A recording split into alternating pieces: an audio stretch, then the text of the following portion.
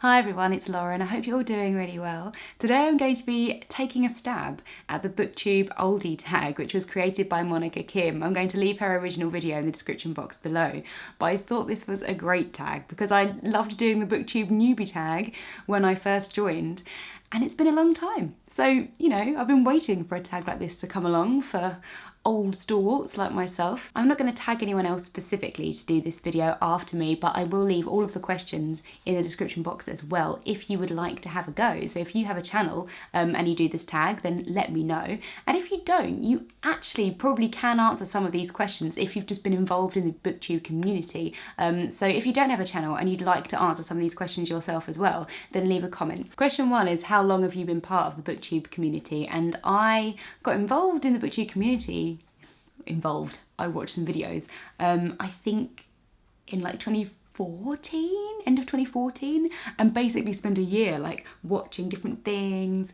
and kind of building up my confidence to have a go. But I think I uploaded my first video in January 2015, so that's been 5.5 years. Question 2 is, what was your biggest misconception before starting Booktube?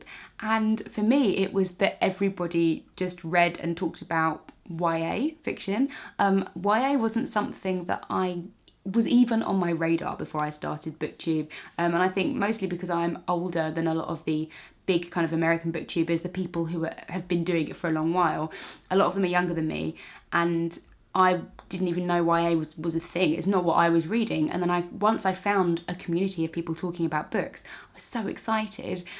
And I didn't realise what the genre of books they were talking about. And I guess that's what I thought everyone spoke about on YouTube. I didn't realise there were other people talking about different genres and reading things similar to myself. So it took me a while to kind of get into the swing of it. But now there's like a booktuber for every single genre, and it's really varied and great. Question 3 actually is, how do you think Booktube has changed since you first started? And actually that is my answer for that question. I think there is a much more diverse spread of people doing Booktube now, which is fantastic, and not everybody is reading the same books. You do still get a bit of that because, you know, booktubers watch other booktubers' videos, so there is a little bit of a domino effect. If someone reads a book, everybody else reads it. I'm guilty of it myself, but I also think there's definite pockets of people reading a specific genre, and really there's probably someone in the community for everyone in terms of reading taste somewhere, and I think that's a brilliant development. Question 4 is, what is your favourite Booktube memory?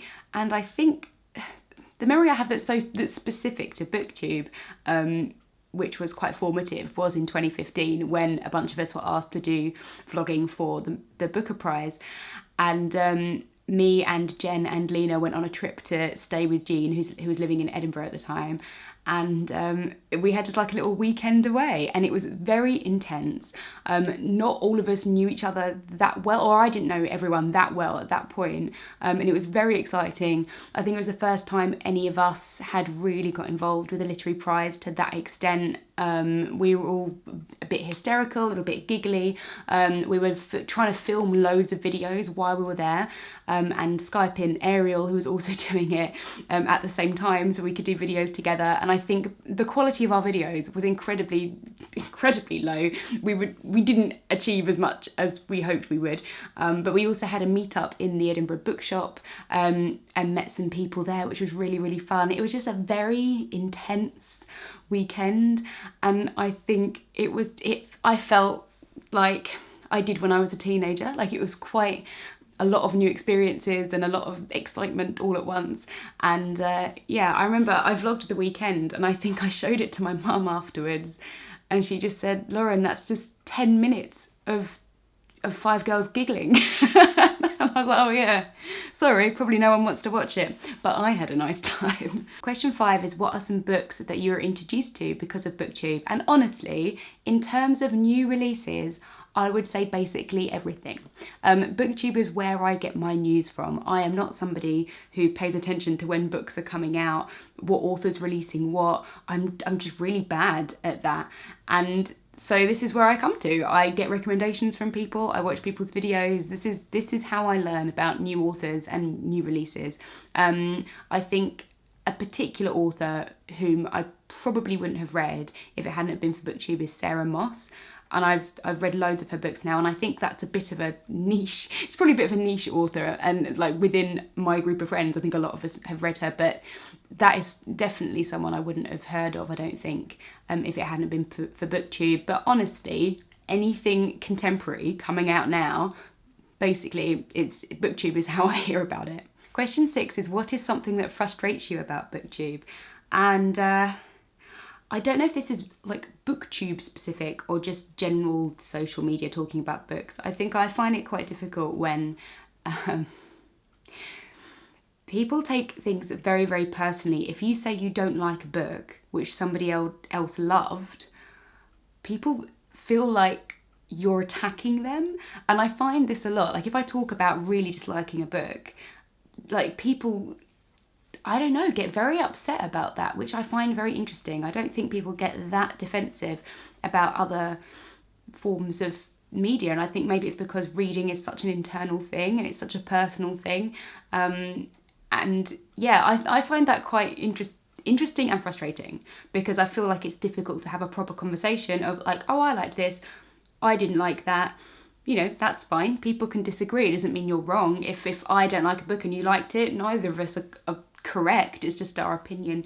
And I think that is quite difficult. I feel like that dynamic is more between viewers and booktubers than it is between other booktubers, necessarily, from what I've seen. But I do find that if I say I don't like a book, the dislike ratio on my videos is so, like, suddenly out of nowhere you'll get loads of dislikes, and I find it like hilarious, but in a way, like, I don't know, just really strange. But I don't really know what the answer is to how you solve that, because I can't say absolutely everything I've ever thought about a book just in a video, and likewise, you know, viewers can't say that in a comment, like, unless you get really into it. It's quite difficult to discuss books in a very nuanced way unless you're face to face and are having a full-on conversation. So it's difficult, I know, but that is, yeah, maybe that's probably the only thing that frustrates me, to be honest. And question 7 is, what is your hope for the future of Booktube? And I think I just hope it keeps growing. I feel like in the last few years it's grown so much. There are so many people doing this now. I'd like it to grow further, to get more diverse in terms of the types of people that are getting involved in filming and making videos. And I'd also like it to get more mainstream, in terms of people. Like, I think, as I said, there's a booktuber for everyone, it seems now. And I think I would really like to get to a point where the general public, the general people who watch YouTube, know that there are people out there recommending books, because I think at the moment we've just got a specific bookish community, and people who read a lot tend to then watch a lot of Booktube.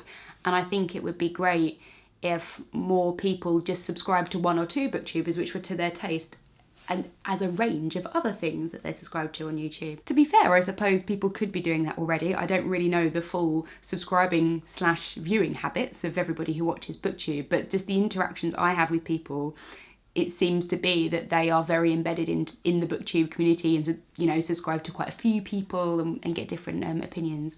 So I think that would be great. You know, I just want it to be successful. I think it's a great community, and I want it to grow. I want more people to be involved in it, and I want more people to know about it.